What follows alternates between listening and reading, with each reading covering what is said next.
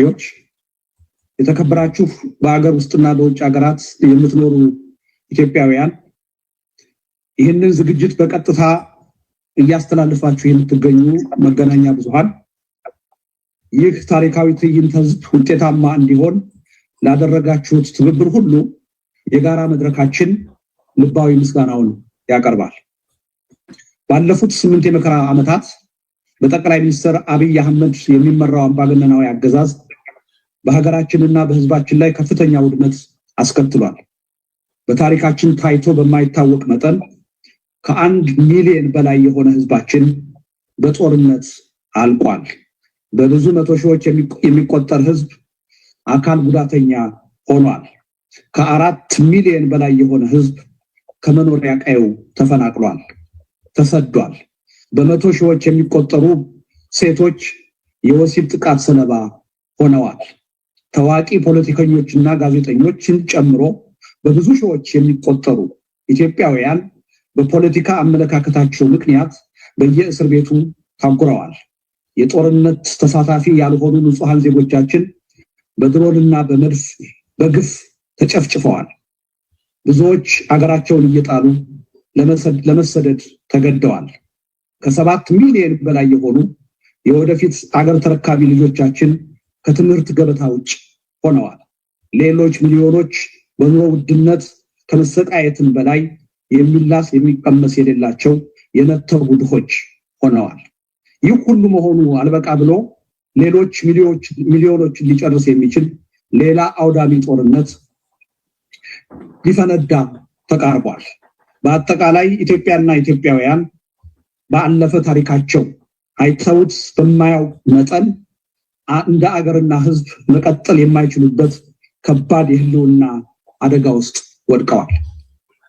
ይህን እውነታ የተገነዘብንና በፈጣንና በጠንካራ የሰላማዊ ህዝባዊ እምቢተኝነት ትግል የአገርና የህዝብ ህልውና መዳን አለበት ብለን በጽኑ ያመን 9 ድርጅቶች ማለትም የኢትዮጵያ ትብብር ንቅናቄ በውስጡ 8 ድርጅቶችን ያቀፈ ነው። ሁለተኛ የአብሮነት ኢትዮጵያ፣ ሶስተኛ የአማራ ዲያስፖራ ግሎባል ፎረም፣ ይሄ ከ30 በላይ የሆኑ በአማራ ህዝብ ትግል ዙሪያ እንቅስቃሴ የሚያደርጉ ድርጅቶችን ያቀፈ ነው። ዓለም አቀፍ የአማራ ንቅናቄ፣ አምስተኛ የትዕይንተ ህዝብና ሰላማዊ ሰልፍ አዘጋጅ ግብረ ኃይል በውስጡ 5 ድርጅቶችንና 13 ተጽዕኖ ፈጣሪ ግለሰቦችን ያቀፈ ነው። ስድስተኛ ዓለም አቀፍ ኢትዮጵያን አድን የጋራ ግብረ ኃይል በውስጡ 32 ብሔር ብሔረሰቦችን የሚወክሉ 230 ግለሰቦች የሚሳተፉበት ነው። ሰባተኛ የኢትዮጵያውያን ትብብር ለድልና ሽግግር ፎረም በውስጡ 35 የድርጅትና የታዋቂ ግለሰቦች ውክልና ያካተተ ነው። 8ኛ የትግራይ ተወላጆች ዓለም አቀፍ ማህበር፣ 9ኛ የደቡብ ህዝቦች የፖለቲካ ኃይሎች ጥምረት ወይም ራይዝ በውስጡ 6 ድርጅቶችን ያካተተ ነው። በአጠቃላይ እነዚህ ድርጅቶች በማዕቀፍ 9 ቢሆኑም ከ50 በላይ ወይም ከ60 በላይ የተለያዩ ንዑስ ድርጅቶችን በውስጣቸው ያቀፉ ናቸው። የሰላማዊ ህዝባዊ እምቢተኝነት ትግል ድጋፍ ሰጪዎች በመባል የሚጠራ የጋራ መድረክ አቋቁመናል። የጋራ መድረካችን ይህንን የዛሬውን ታሪካዊ ትዕይንተ ህዝብ በጋራ በማዘጋጀት ስራውን ጀምሯል። ከ2 ሳምንት በኋላ በዋሽንግተን ዲሲ እና በለንደን ከተማ ለመጀመሪያ ጊዜ የብሔር የሃይማኖትና የፖለቲካ ርዕዮት ልዩነት ተሻጋሪ የሆኑ ሰላማዊ ሰልፎችን ያካሂዳሉ። ከዚያ በተጓዳኝም በአሁኑ ወቅት በኢትዮጵያ እየተካሄደ ያለ ምርጫ የይስሙላ መሆኑን ለዓለም ለማጋለጥ እና የአገዛዙን ቅቡልነት የማሳጣት ትግል እናደርጋለን። ይህ እንቅስቃሴያችንም የሚቋጨው የኢትዮጵያ ህዝብ በፈጣንና ጠንካራ የሰላማዊ ህዝባዊ እምቢተኝነት ትግል አገዛዝን አሸንፎ ሁሉን አቀፍ የሆነ የሽግግር መንግስት ማቋቋም ሲችል ብቻ ይሆናል።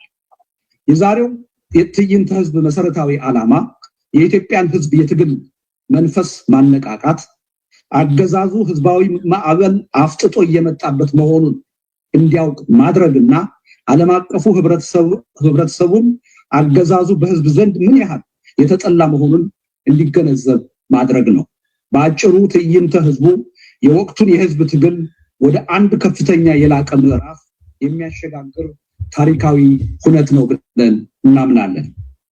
በዚህ ታሪካዊ ትዕይንተ ህዝብ ላይ ጦርነት ይቁም፣ ሰላም ይስፈን፣ የግፍ አገዛዝ ያብቃ፣ ከምርጫ በፊት ሁሉን አቀፍ ሽግግር ይቅደም በሚሉት መሪ ቃሎች ዙሪያ ያላቸውን አቋም